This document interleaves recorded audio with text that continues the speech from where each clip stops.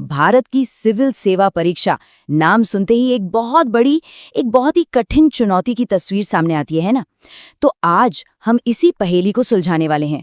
हम 2024 के ताज़ा नतीजों पर नजर डालेंगे और ये समझने की कोशिश करेंगे कि आखिर इस किले को फतह करने के लिए क्या लगता है।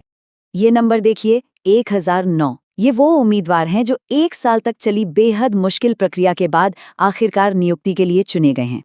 तो सवाल यही है कि आखिर उन्होंने ये कैसे कर दिखाया, दुनिया की सबसे मुश्किल परीक्षाओं में से एक को कैसे पार किया।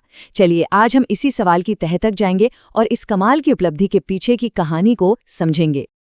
आज के सफर में हम 5 पड़ावों से गुजरेंगे। पहले समझेंगे कि ये परीक्षा इतनी कठिन क्यों है, फिर इसके 3 चरणों की चढ़ाई को देखेंगे, 2024 के सफल उम्मीदवारों से मिलेंगे, रैंक और भूमिकाओं के रिश्ते को जानेंगे और आखिर में एक टॉपर की सफलता का विश्लेषण करेंगे। तो चलिए शुरू करते हैं पहले हिस्से से, भारत की सबसे कठिन परीक्षा। आइए इस चुनौती के असली साइज को समझने की कोशिश करते हैं। अब देखिए, ये आंकड़ा बड़ा दिलचस्प है। सरकार ने वैकेंसी निकाली 1,12,900 पदों के लिए, पर सिलेक्ट हुए सिर्फ 10,009 उम्मीदवार। मतलब सीटें खाली रह गई। ये अपने आप में बताता है कि सिलेक्शन का मायार कितना ऊंचा और कितना सख्त है। तो अब आते हैं दूसरे हिस्से पर। ये 3 चरणों की चढ़ाई क्या है। आइए देखते हैं कि कैसे लाखों की भीड़ कुछ हजार और फिर सैकड़ों में सिमट जाती है। देखिए, सिविल सेवक बनने का ये सफर 3 पड़ावों में बटा है।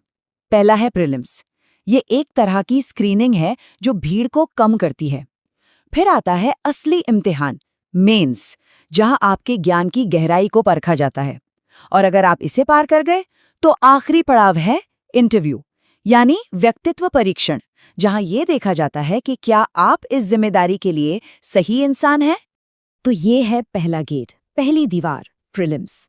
देखिए, जनरल कैटेगरी के लिए कट ऑफ था 87.98। ये वो नंबर है जो लाखों उम्मीदवारों को पहले ही राउंड में रेस से बाहर कर देता है। सोचिए, यहीं से छटनी शुरू हो जाती है। अब मेंस की तरफ देखिए, चुनौती का लेवल एकदम से कितना बढ़ गया है। कट ऑफ सीधा पहुंच गया 729 पर।